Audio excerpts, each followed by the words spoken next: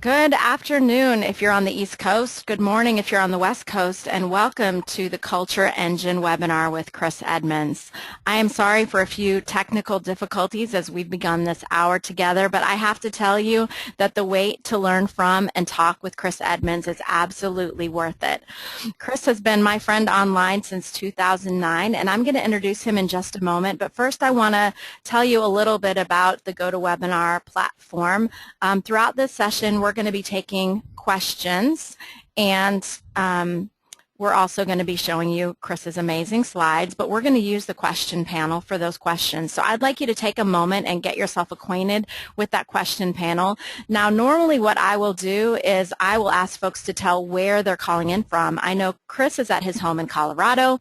I forgot to say my name. I'm Becky Robinson. I am calling from my home in Michigan. But today I would love to hear if you're calling in from work, what organization you might work for. Or if you're an entrepreneur or business owner like I am, tell us that too. I'm curious to hear that, especially as we're thinking about driving results through culture in organizations and transforming workplaces. We want to hear where you work. So if you can take a quick moment and tell us in the question panel where you work, that would be absolutely fantastic. And I'll share some of those in just a moment. While you're doing that, I'm going to take a quick moment to introduce Chris. And before you came on the line, we were talking a bit about Chris and the fact that he's launching his brand new book, The Culture Engine, this week. It's actually Chris's 6th book. It's his first solo book with a major publisher. It's published by Wiley. And I'm so excited to have him bring his content into the world in a bigger way. Chris is the founder and CEO of the Purposeful Culture Group, which he launched after a 15-year career leading and managing teams. Since 1995, he's also served as a senior consultant with the Ken Blanchard Companies. I met Chris on Twitter, and we've had a lot of fun over the years supporting one another, and it's so fun for me to be able to support him as he launches his book this week. Before I turn it over to Chris and give him a chance to talk, I'll share with you some of the organizations that you are all hoping to transform today. We have a caller who works for Rite Aid. We have someone from the Department of Justice in Ottawa. We have a few people who are principals of their own consulting firms. We have, let's see, wow, all sorts of organizations. Someone from B/E Aerospace in Tucson, Arizona. We have someone from the Bank of the Southwest in New Mexico. So we have all sorts of great folks on the call, and we are looking forward to, at the end of this call, taking your questions. So thanks so much for sharing where you're working. And Chris, I'm going to mute my line so you can share your amazing content with this great group today. Great, Becky. Thanks so much, and I appreciate all of you joining us for the lunch hour in the East Coast, a little earlier than that throughout the rest of the U.S. and various time frames around the globe. You can see the hashtag we're using, The Culture Engine. That is the title of my new book that's launching this week. You can see the very attractive cover on the bottom left. Let me tell you what our plan is for the course of our session today. We're basically going to let me give you some key pieces of the organizational constitution process and how to create workplace inspiration in a team, a department, a division. And then we're going to save a good 25 minutes, that's the plan, for Q&A from you. So as we go through this process and as I throw some of these ideas at you, as you have questions, please post them through the GoToWebinar control panel, and Becky's going to be tracking those, and we'll be able to get to as many of those as we can towards the end of our time together. Again, you can see my website on the upper left, drivingresultstthroughculture.com. That's my blog site and my podcast site. It's also the place that you can go to sign up for my weekly updates, and what you'll get as part of the free fabulous prizes when you subscribe is going to be today's slides. So if you'd like those slides, that's the way to do it. Just go to my website and pick on one of the many subscribe links. I'm also on Twitter at SC Edmonds. You can see that on the upper right as well. So let's dive right in. So what the whole idea around culture change is really based upon is that Most leaders really are unaware of the power of culture to drive things that happen in their organizations. Now, those things may be good things, and those things may be not so good things, and culture is very powerful. And most leaders, in my experience, and again, I've been working with organizations around culture for about 25 years, most leaders are not savvy about the power of culture. They've never been asked to manage culture proactively. And very, very few have even experienced a culture change that was successful, that was effective.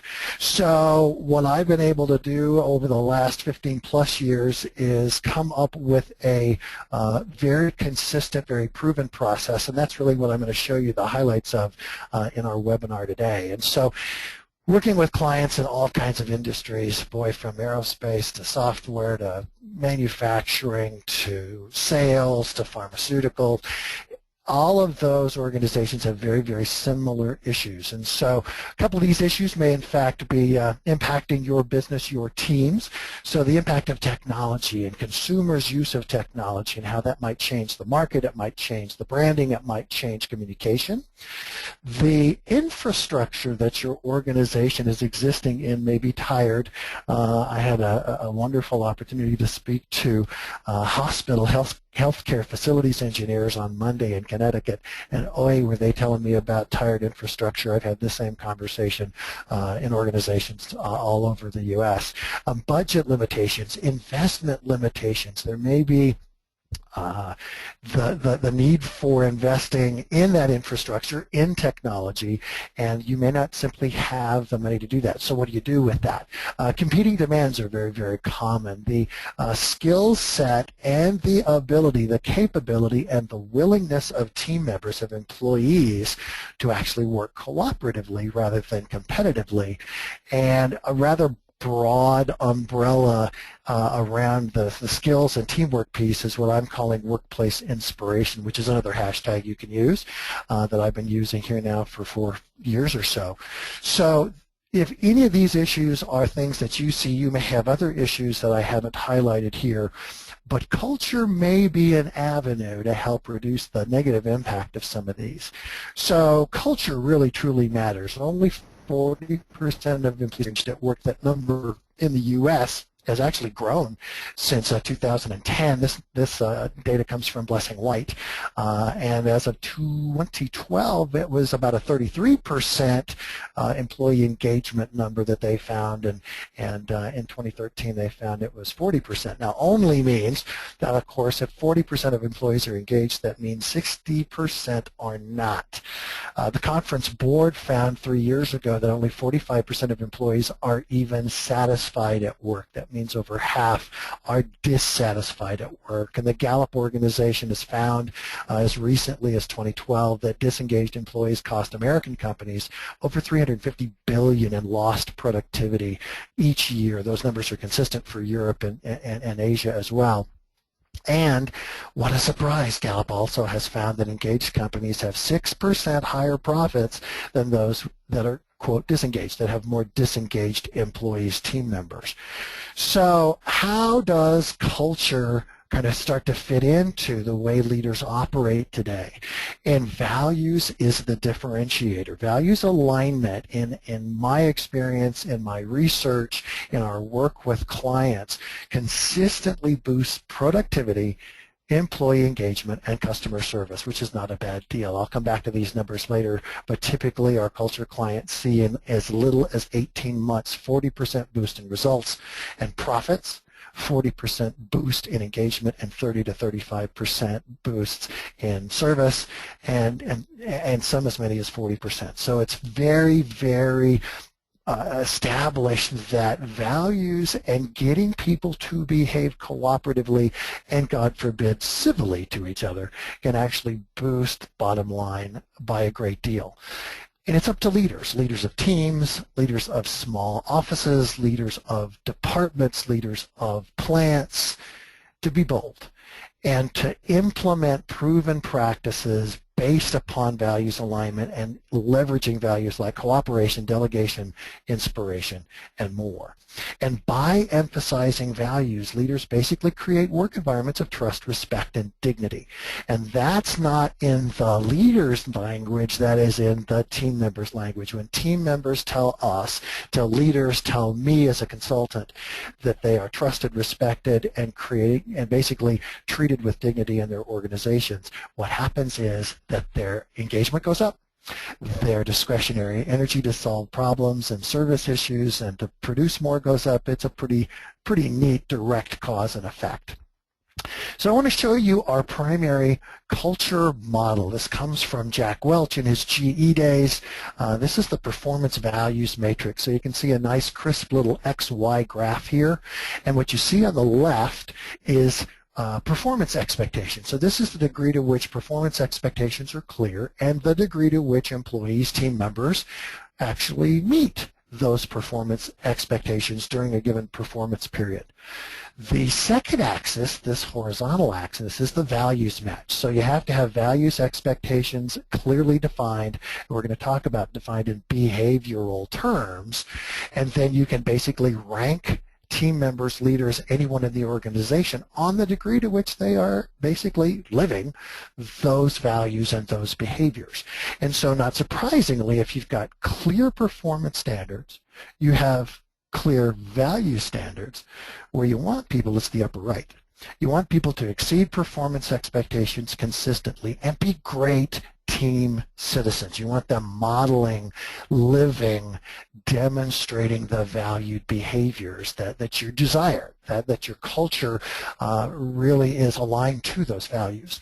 So what should you do with people in the upper right? Well, you should keep them.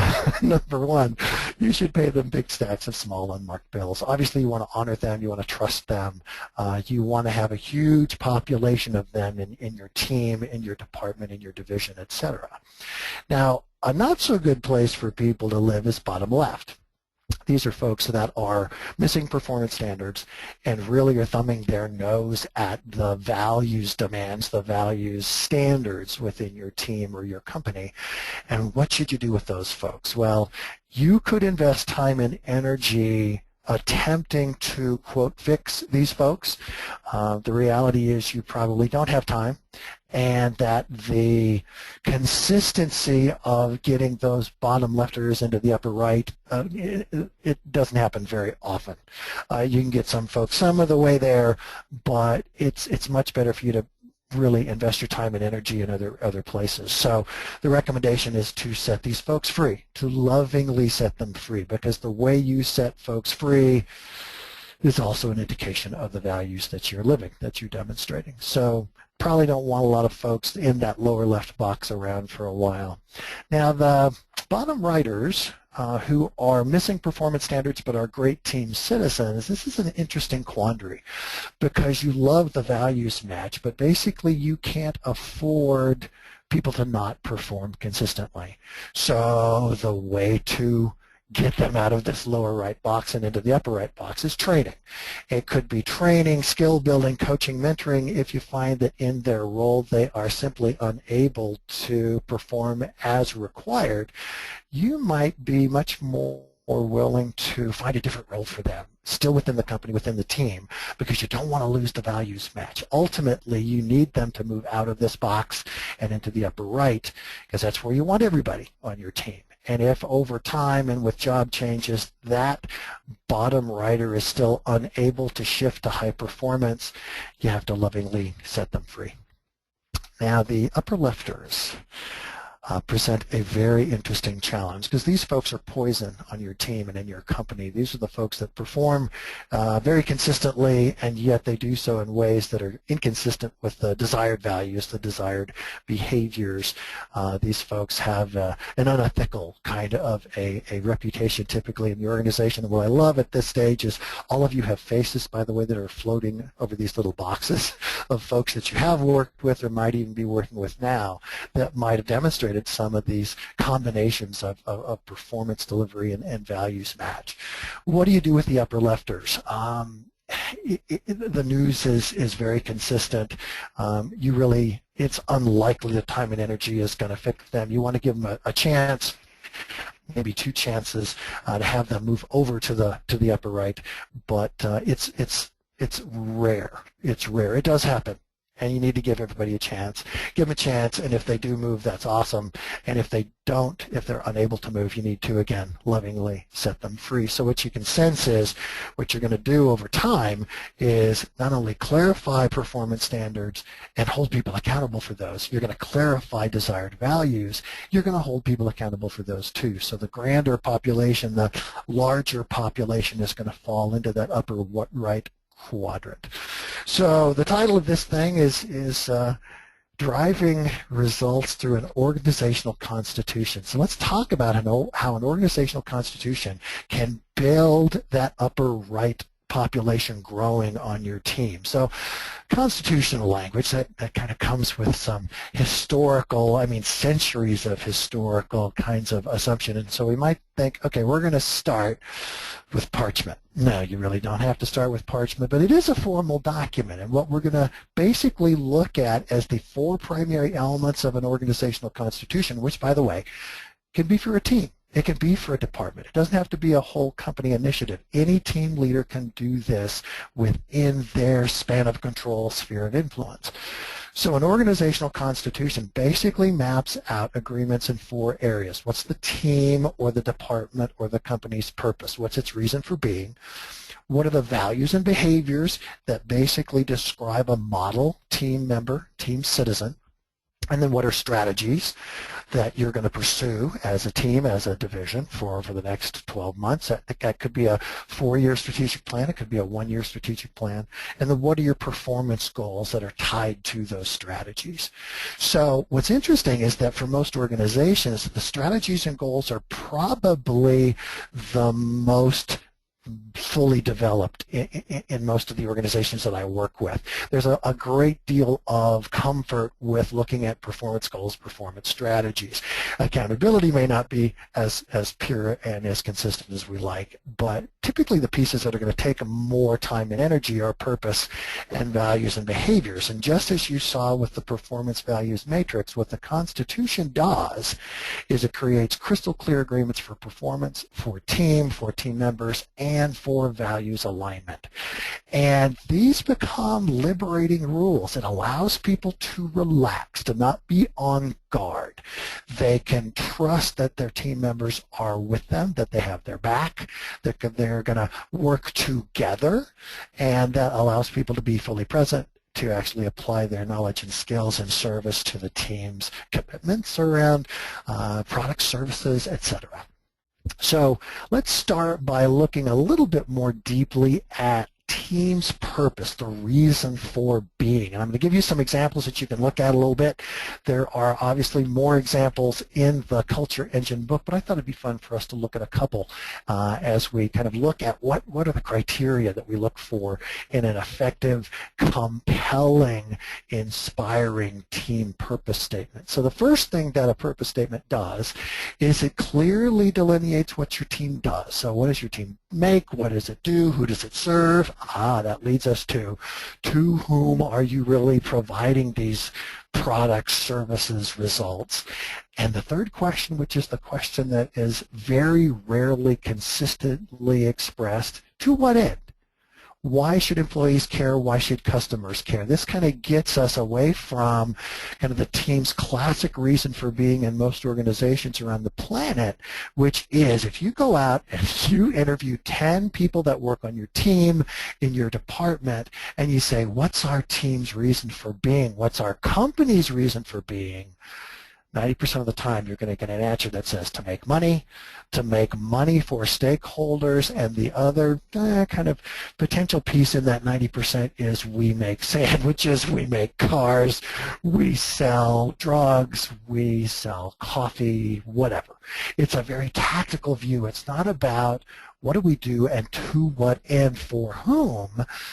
And that's where we miss the opportunity to make this purpose statement, this team's reason for being, again, inspiring and compelling. So we're going to look at a couple of sample purpose statements here on the left. Nice little vertical writing there. We're going to have you evaluate what does this team do as we look at this particular real company's purpose statement. What does this team do? For whom? And to what end? So this is a real company. So let's look at this. It says creating superior value for our customers, employees, partners, and shareholders. Now this is an interesting one because I would suggest you will agree with me that what this company does, what this team does, what this department does is not referenced at all. They could make cars, they could make airplanes, they could make sandwiches. We have no idea what they do. For whom, okay, there's a little bit of what they do around we're creating value. We're not sure exactly how they do that. For whom, it's a rather large population, customers, employees, partners, and shareholders. But the to what end seems to be exclusively that making money piece. And of course, I look at a purpose statement like this and say, well, you're not holding back.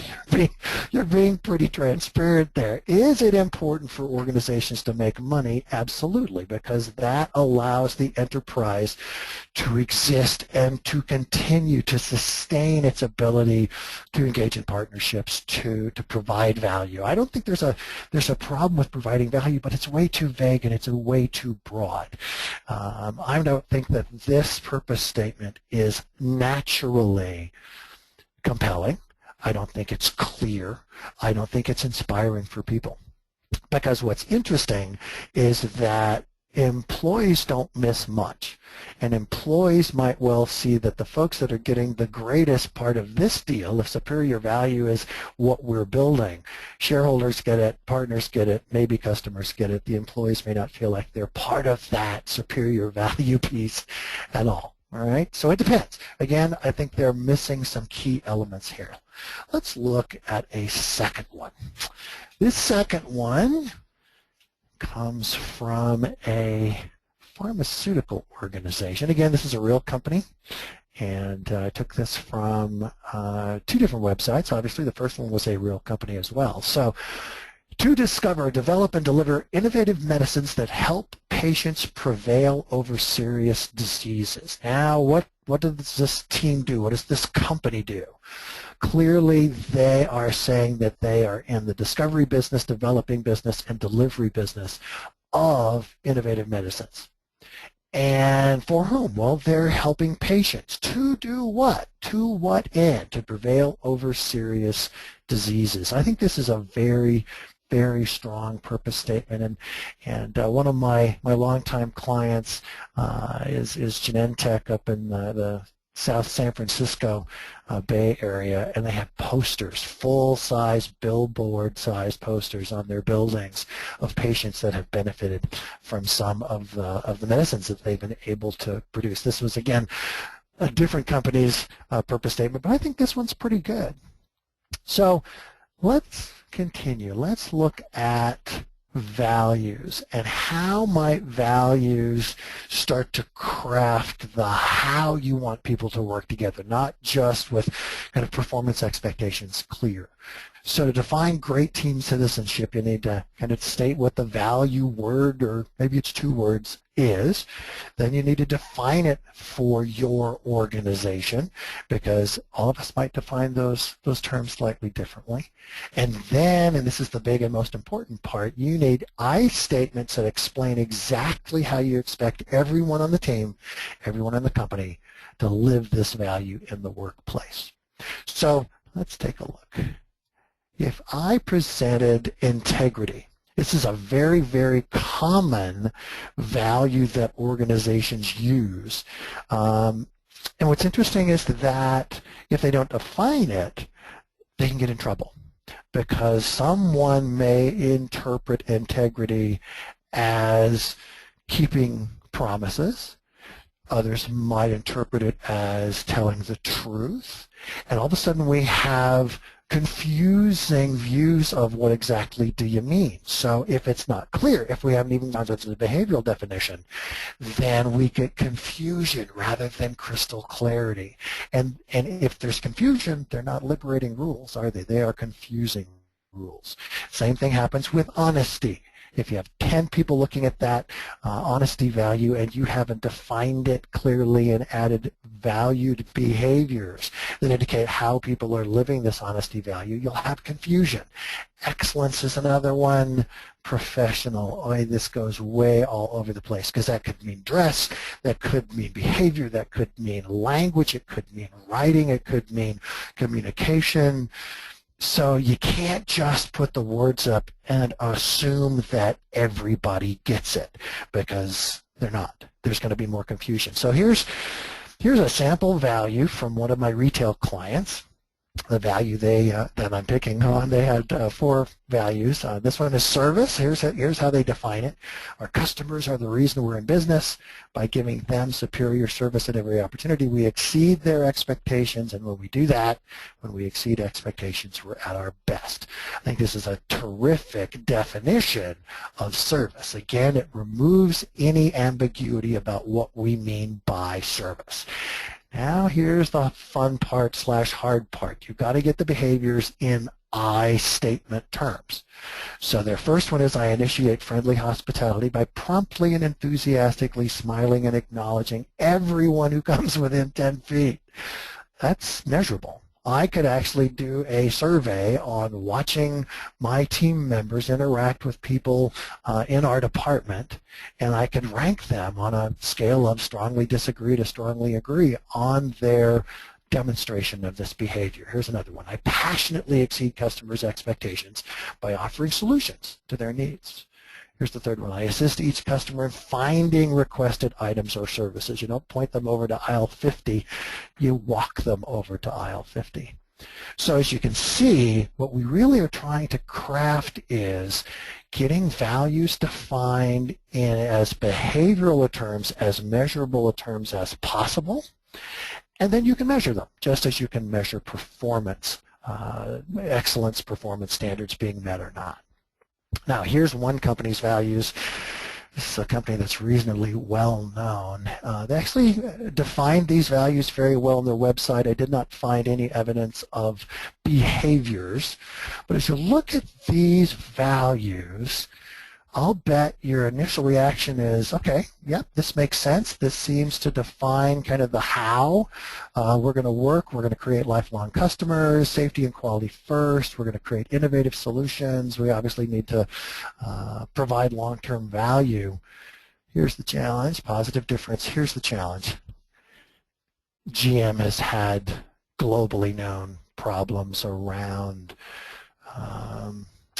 let's just call it, life-changing safety issues that were ignored for years.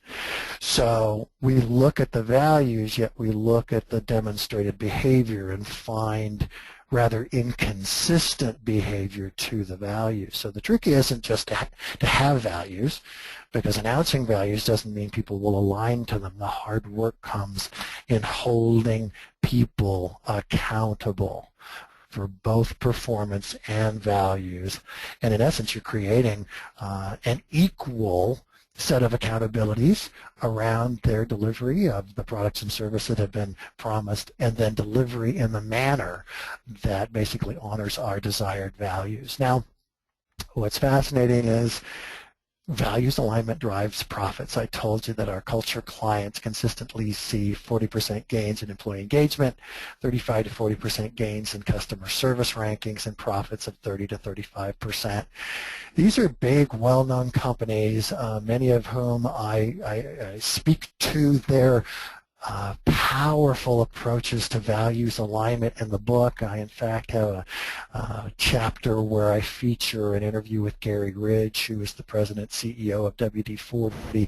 These are companies that are well established and have basically aligned to values for decades. They were part of those organizations, either DNA at the start, that was definitely true at Zappos and Southwest, Ritz-Carlton very soon after, and WD-40 had values, and they had to get to the behavioral piece and to get the alignment piece. Again, huge profit growth in all these companies, and each of the leaders of these organizations would say that it's our people and our team spirit that causes our organizational success. So here's your opportunity. Values matter. And if this is the single thing you take away from this conversation, and maybe it'll inspire you to grab a copy of the Culture Engine to learn more about these proven practices, is we need to have values be meaningful in the workplace again. By the way, all teams have values. They may not be intentional, and they may not be the values that you'd like to have teams demonstrate. So values matter. You have to be intentional, and you have to set high standards for both performance and values. And then as leaders, you're going to be under scrutiny. You're going to have to model these desired performance standards being met and desired values being lived every day in every single interaction. And then you have to invite other team leaders and team members to do the same, and then hold people accountable for both. So I want to stop there as promised. We wanted to give the opportunity for you to post questions. You might well have been doing that, so I'm going to bring up this nice generic "what questions do you have" slide and ask Becky to come back in. I am here, Chris, and I have a question that came in on Twitter. I promised to answer this one first, and it's a super question that came from Amanda. And she is wondering, how many organizational values are too many? So if we're establishing values for our organization, what's the ideal number? That's a great question. My belief is we humans have lots going on. We have, the, quote, ability, unquote, to multitask. I think 4 to 5 values is the maximum I do. I would rather you have 3. 4 is okay. Having 10 is ridiculous, because again, what we're going to do is we're going to add 3, maybe 4 valued behaviors that are the tactical how-tos of the whole desired values alignment piece. And if we get to 28 or 36 behaviors, that's going to be hard to remember. So my guidance is to do 3 values, 3 valued behaviors each, and that keeps it under 10. I've had clients do 28 and 36. Some of them have done very, very well with that. So what do I know? Okay, well, thanks. I've got all kinds of interesting follow-up questions of my own, but I'll hold those. I want to welcome everyone to continue to post your questions in the panel and on Twitter. I'm checking both places. And I'm going to share this next question that comes from Kevin. Kevin is wondering, are values different than vision and visionary leadership? Oh, great question. I would say that in my experience, and by the way, I get this language all the time because there's been such a grand, over the past 30 years or so, a grand kind of emphasis, and we need a mission statement. And sometimes mission purpose statements are very, very similar. There's that visionary leadership, that visionary statement piece. And my experience is that vision statements are typically more, and visionary leadership is about the future. It's about what we're striving to be, what we are aspiring to be. And I see that as an important declaration. But what you can tell from the examples I've used, we're really trying to get it all square today.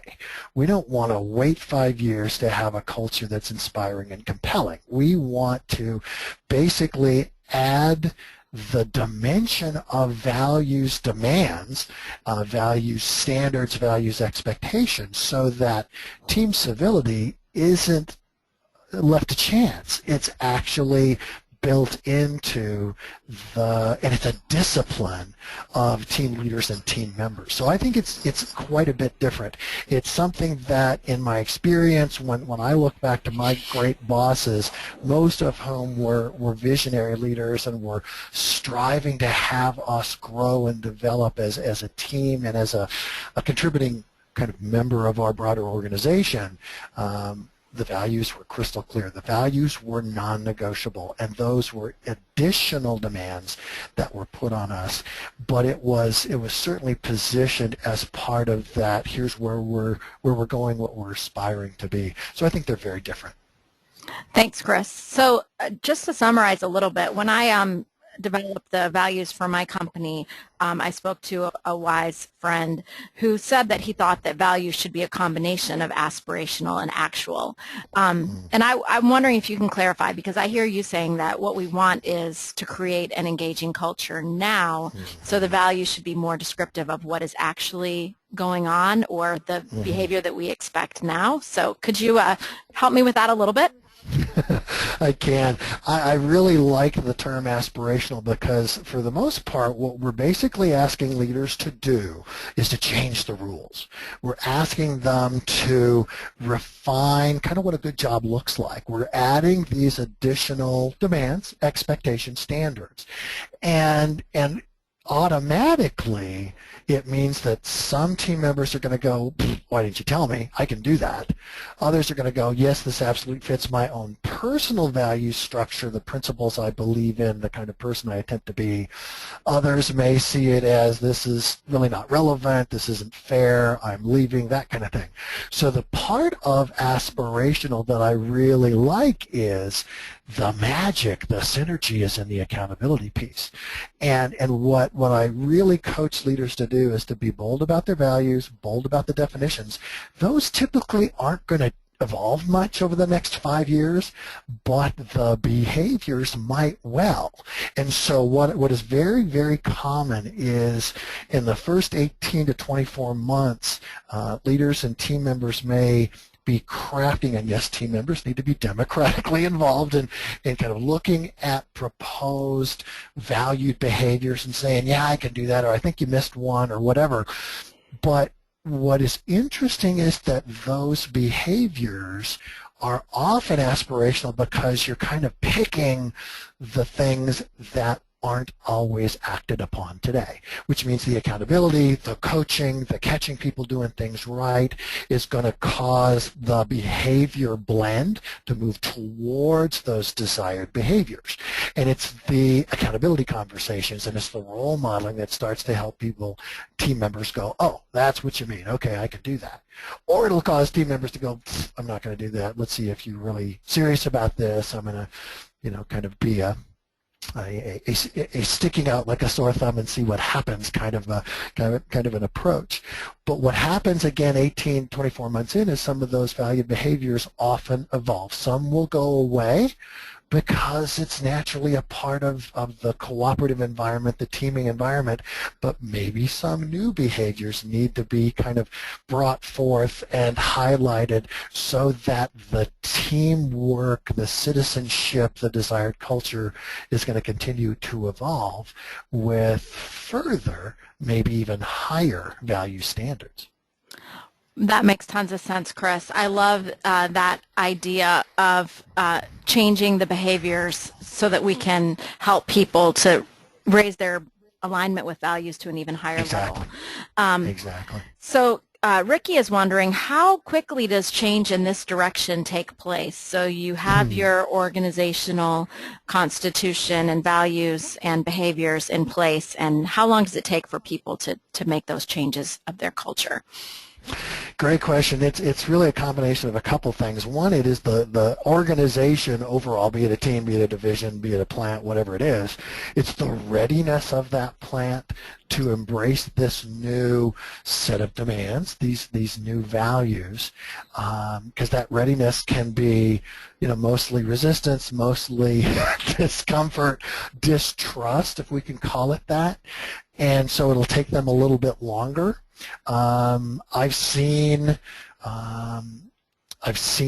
wonderful immediate reactions.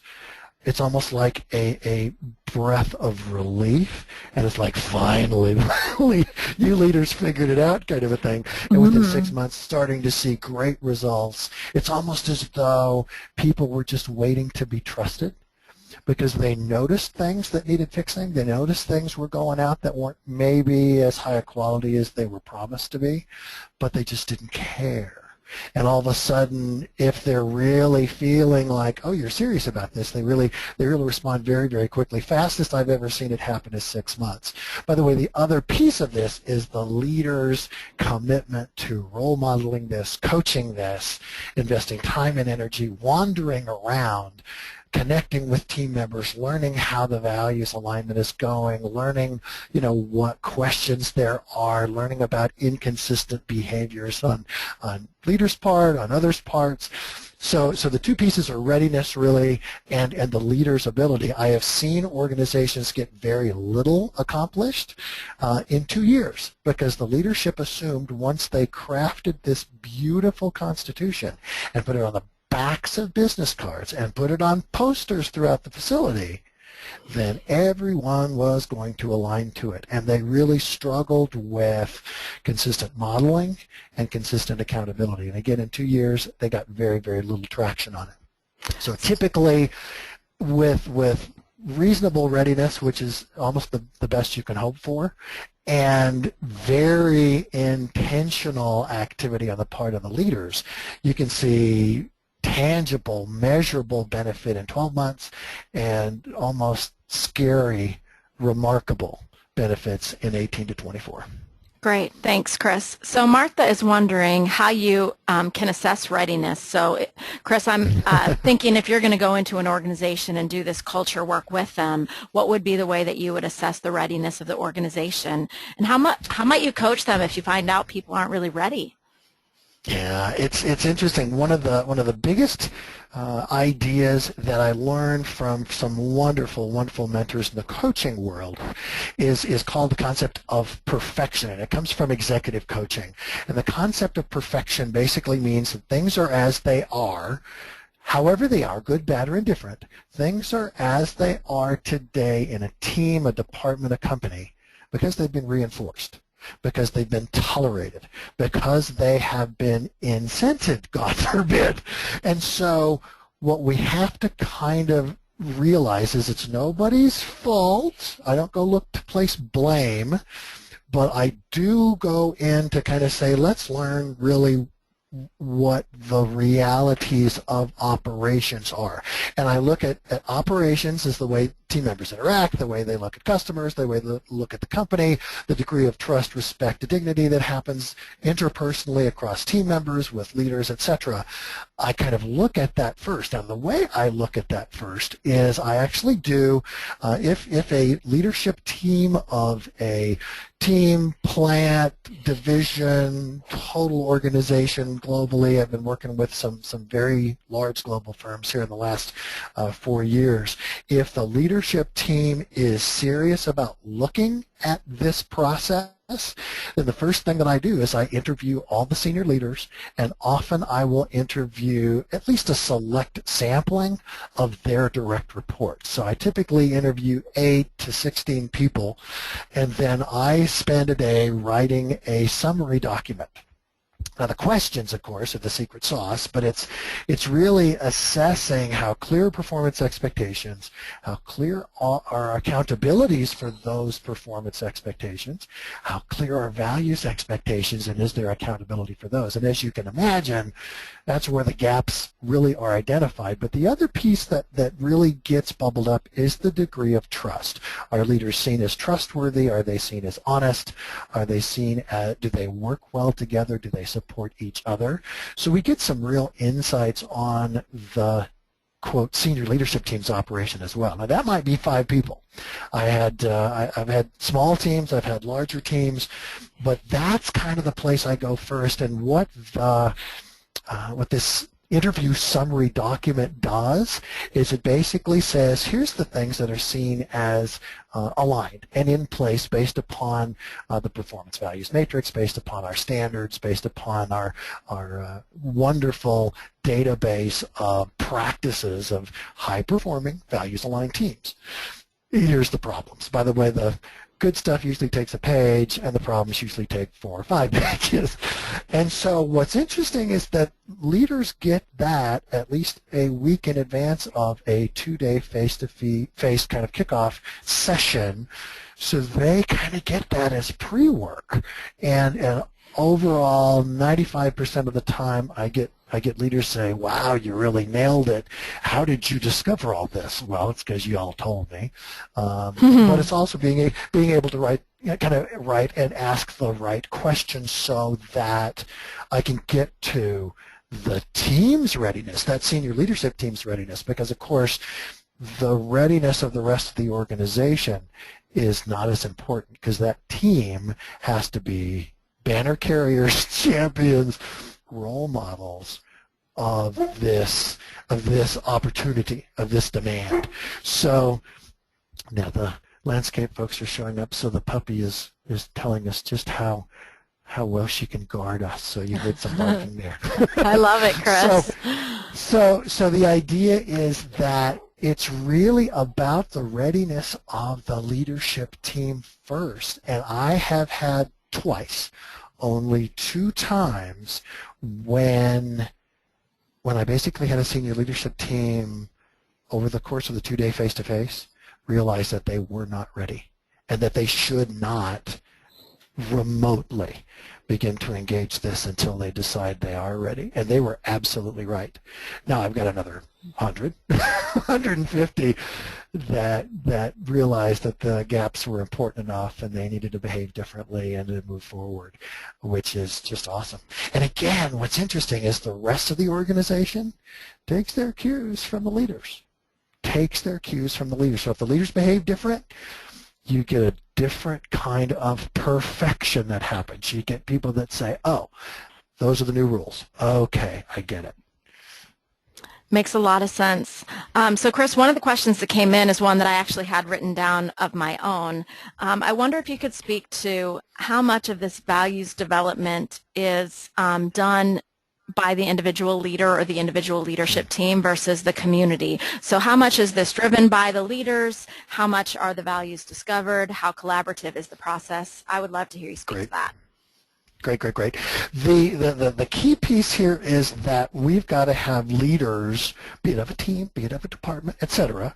Leaders are the only players in our organizations today that have the authority and responsibility to change the rules, to change the way things operate, to change the discipline, to add values, expectations, demands, and to hold people accountable for them. So it's really not a fully democratic process. It's really not. It has to be seen by the leaders as something that, number one, they are responsible to do, and that they cannot shirk the responsibility. They can't delegate it to anybody else, right? So the leaders have to be the ones to start the values process. But then again, if you recall, I said employees, team members, anyone who's going to be affected by this needs to be given the chance to see a draft, needs to be given the chance to pose questions, need to be given a chance to add suggestions. I do a lot of guidance because, again, senior leaders do not have this as a skill set. They've never crafted company values before. They've never crafted behavioral values before. So I do a lot of coaching, a lot of guidance. I do this a lot. And I say, you have to send this out as a draft. But the reason why those leaders have to be the ones driving this is they're going to be the ones that are responsible for accountability for it. They cannot delegate it to a VP elsewhere. They can't delegate it to some, highly charged, cool champion in the middle management ranks, because it'll never stick. And so it has to be on the shoulders of senior leaders. Now, as they do the inviting of feedback and input, they're going to get ideas that need to be embraced. They're going to learn that 10% of the employee population said you're really missing the safety emphasis, or whatever it might be, and it's like, wow, you totally caught that. That's great. So there is a need for those leaders to be responsive, to be in service to the opinions of the employees, but ultimately it's the leaders that have to say, here's our draft, and truly it is a draft. Here's our draft of our valued behaviors. Here's what we're going to start for the next year. We're going to basically build on these valued behaviors, and we're going to do a measurement. Haven't had time to talk about the fact that performance metrics and dashboards exist everywhere. There's often much greater performance measurement that happens in organizations, of course, than any values measurement. And we have to craft a system that enables values measurement to happen. And so we do an employee survey that, as you might guess, really engages employees, because the first one of the survey, they get to they get to rank their leaders, their team leaders, the senior leaders of the department. So the first run of the survey on the valued behaviors is, what's the degree to which your leaders are living this value and this value and this behavior and that behavior. So it's a very democratic process, not only with the invitation of input and edits and suggestions, but that population becomes the primary rater of values alignment of their leaders, which is terrific. Wow, that is scary. Just being opened up to that kind of scrutiny. So I'm going to pause for a second, Chris. We only have time for a question or two more, but one of our listeners said that she could listen to you speak about this all afternoon, and I completely agree. I feel like I am learning so much from you, and we've even had these conversations before. So thank you for sharing your expertise with us. And hopefully the passion for this is showing through as well. Absolutely. I don't know about everybody else, but I'm super glad that I have a few copies of the book already on their way from Amazon, so I can share them with other leaders who can use the input. And I hope everyone will share the link to this recording later as well. Okay, so I'm going to try to fit in these two questions that we have left, and if there are others, please feel free to type them into the question panel. Chris might be able to use them as inspiration for future blog posts or tweets. Absolutely. So please, if there are more questions, feel free to type them in. So this question comes from Gus, and he's wondering, in an organization doing business in the old school way, is there a better way to approach or convince senior management about the need to change company culture? Excellent question, awesome. Gus.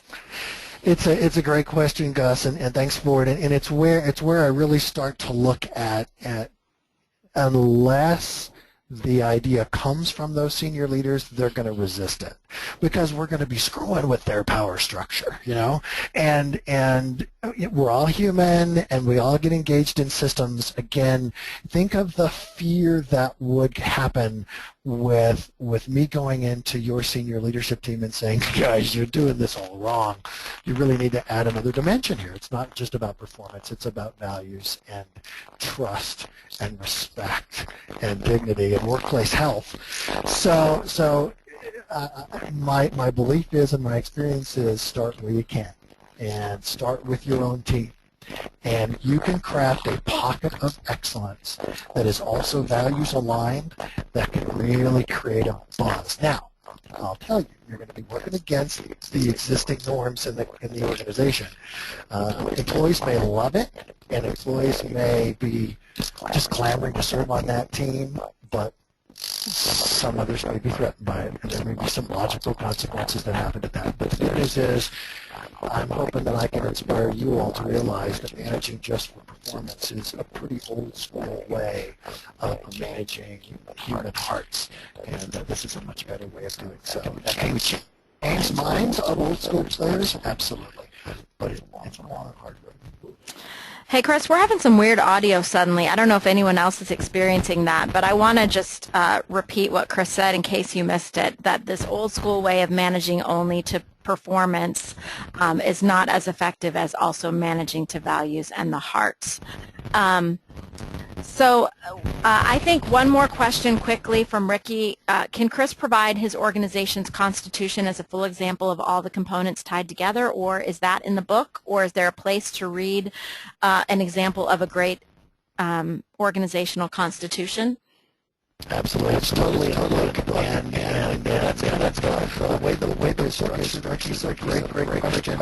Again, what I'm trying to do is to give people tools, give people worksheets, give people some assessments that kind of look at ways of, number one, convincing you that this approach of an organizational constitution is a very valid one, and giving absolute crystal clear purpose templates so you can build your own, plus great examples you can steal from, values. Oh yeah, I've got so many different values listed and definitions, and strategies and goals. We talk about a process for that. I talk about how to do the measurement process, how to have hiring be changed to align to the organizational constitution. So the resource that exists in the Culture Engine is designed to give you everything you need to craft one for your own team, own department, own company. Okay, Chris, we are just about out of time and unfortunately still having some strange audio interference from you. Let's show folks how they can connect with you further. You can get Chris's slides by subscribing to Chris's weekly updates at drivingresultsthroughculture.com. Chris, what if someone's already subscribed to your updates? How do they get those slides? I have no idea. We'll have to figure out how to do that. Okay, so in the event that you are already subscribed to Chris's weekly updates and you'd like those slides, how about you send me an email, becky@weavinginfluence.com. My team and I will be sending out some follow-up with a link to this recording.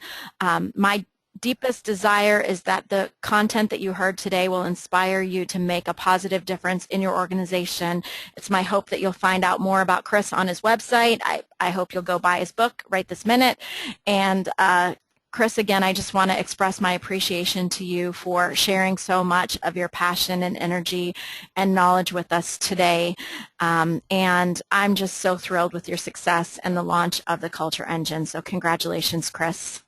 Thanks for your help with that, and appreciate everyone who joined on the webinar today. Hope it was beneficial. Thanks, everybody. Bye-bye.